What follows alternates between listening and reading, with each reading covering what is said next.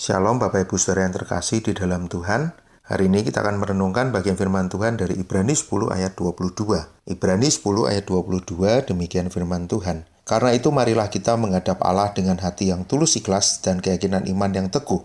Oleh karena hati kita telah dibersihkan dari hati nurani yang jahat dan tubuh kita telah dibasuh dengan air yang murni.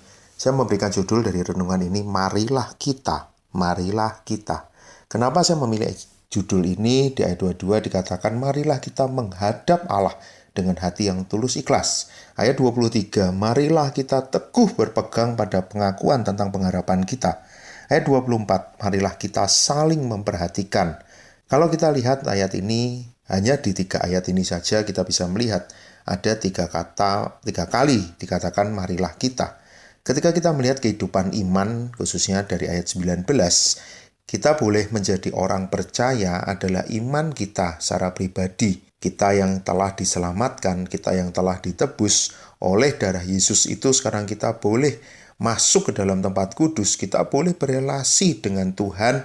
Bahkan kita sekarang memiliki hidup yang betul-betul dekat dengan Tuhan. Tetapi kalau kita lihat dari bagian firman Tuhan ini, khususnya misalnya kita lihat ayat 24, salah satu ayat yang kita banyak tahu, marilah kita saling memperhatikan. Ayat 25, jangan menjauhkan diri dari pertemuan ibadah. Kenapa ketika kita berbicara tentang iman, ini juga berbicara tentang kehidupan kita bersama dengan sesama. Tentu ini bukan kebetulan, karena Tuhan tahu siapa kita. Tuhan tahu kelemahan kita, Tuhan tahu keterbatasan kita. Kita adalah orang yang sudah ditebus, tapi kita masih harus hidup di dunia ini. Kita masih harus berjuang di dalam pertandingan iman yang telah Tuhan siapkan bagi kita selama kita ada di dunia ini. Karena itu ketika kita masih ada di dalam perjalanan hidup di dunia ini, supaya kita bisa teguh berpegang di dalam iman kita, kita bersyukur karena kita tidak berjuang sendiri. Kita bersyukur karena kita punya saudara seiman, di mana kita boleh bersama-sama, kalau di ayat ini, bersama-sama datang menghadap Allah.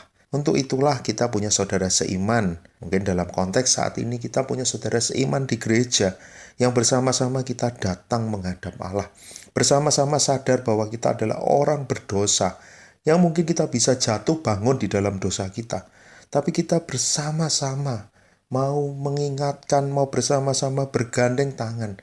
Kita harus terus datang kepada Tuhan, memohon anugerahnya, memohon perlindungannya, memohon kekuatan dari Tuhan untuk boleh membuat kita hidup berkenan kepadanya.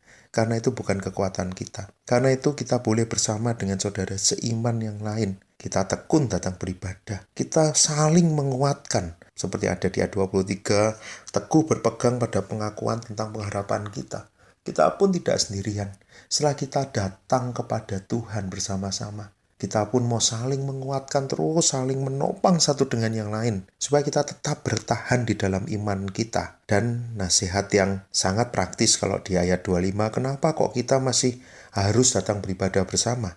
Supaya kita bisa saling menasihati dan giat melakukan menjelang hari Tuhan yang mendekat. Supaya kita saling mendorong dalam kasih dan pekerjaan baik. Saudara, kalau kita lihat ayat ini, satu hal yang indah. Kita pun diizinkan untuk bersama-sama saling menguatkan iman kita. Bersama-sama saling menopang satu dengan yang lain. Untuk itulah gereja ada. Untuk itulah ada saudara seiman yang Tuhan tempatkan. Bagaimana relasi kita dengan saudara seiman yang lain? Apakah saat ini sebagai orang yang beriman, kita hanya fokus kepada diri kita? Kita hanya berfokus bagaimana aku memikirkan diriku sendiri. Lalu bagaimana ketika kita lemah? Apakah kita membiarkan orang lain mendukung kita? Lalu ketika kita fokus kepada diri dan ternyata ada saudara kita yang sedang bergumul dengan perjalanan imannya, apakah kita mau ambil bagian dan mendukung perjalanan iman saudara kita itu? Untuk itulah kita ada di dalam persekutuan dengan saudara seiman yang lain. Karena itu teruslah